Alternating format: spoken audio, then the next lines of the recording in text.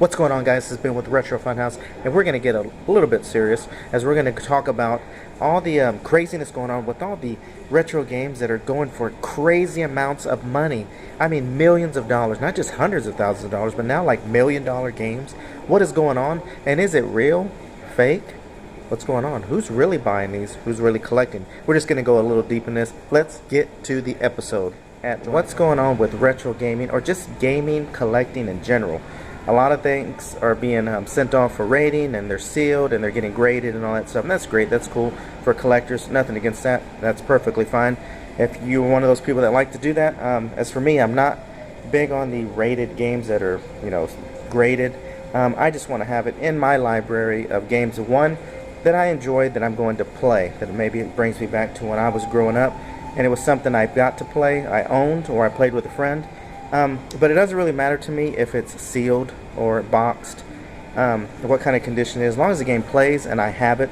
I've got many games in my collection that I didn't pay on as much as it would have gone for, just for the fact that, maybe the labeling on it was just a little torn, or maybe it had some writing on it or something. But that's how I collect. I collect what I like, that's nostalgic for me, or games that I didn't even get to play growing up that I wanted to play, and now I have the opportunity to buy them and own them. As everyone knows, with the recent sale of the graded, sealed Mario Brothers game for the NES, that went for, I believe it was about $2 million. I recently watched a video that was talking about this, kind of exposing what's going on. So I can just say simply, if you are a game collector, or you're just a game enthusiast that just likes to have these games in your collection, there's, I could see two to three different categories when it comes to game collecting. But the fact that games like Mario, and that was, I think it was Super Mario 64, I believe it was, for the 64, that sold for hundreds of thousands of dollars. I think it was. Remind me in the comments. I can't remember off the top of my head how much it went for, but I do know. The last video I saw, it did say that the Mario Brothers for the NES went for, I think it was $2 million.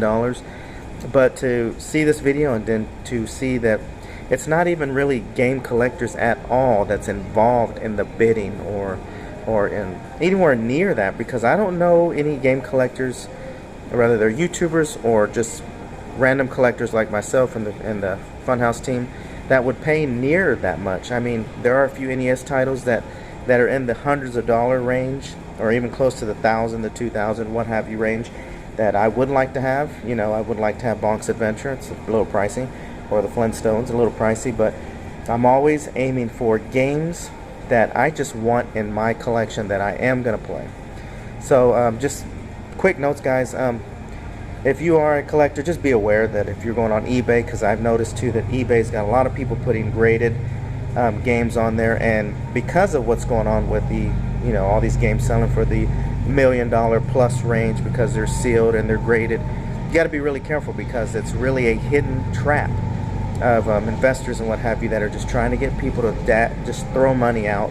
And it's not even gamers or game collectors that are actually forking over and putting over bids on these items. It's very, very tricky, and it's sad to say that this is happening, especially if you're a game enthusiast and you just grew up with these games from Nintendo to Atari to 64, PlayStation, whatever it may be, Sega Genesis or Sega CD, what have you. So just being aware, guys, that just because you're seeing that these items are selling for hundreds of thousands of dollars, even in the millions, be aware that with purchasing or bidding on that, because as for me, like I said, I don't know any other gamers that collect, or that would even pay near that, or even offer that much money for a game of that quality. I mean, would it be cool?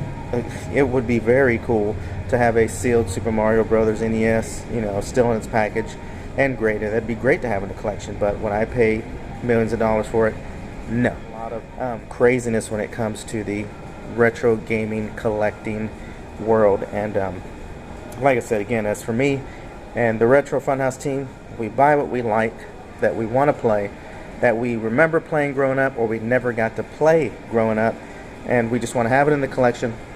I have very few games that are considered rare. A lot of them I've traded for, or got a really good deal, but nowhere in the hundreds of thousands, or even in the hundreds of dollars have I paid for one single item. So guys, again, this is not an attack on anybody that wants to collect or will pay $1,000 or $2,000 or whatever, or even bid on eBay on certain games. That's totally your business. and I'm okay with that. It doesn't bother me.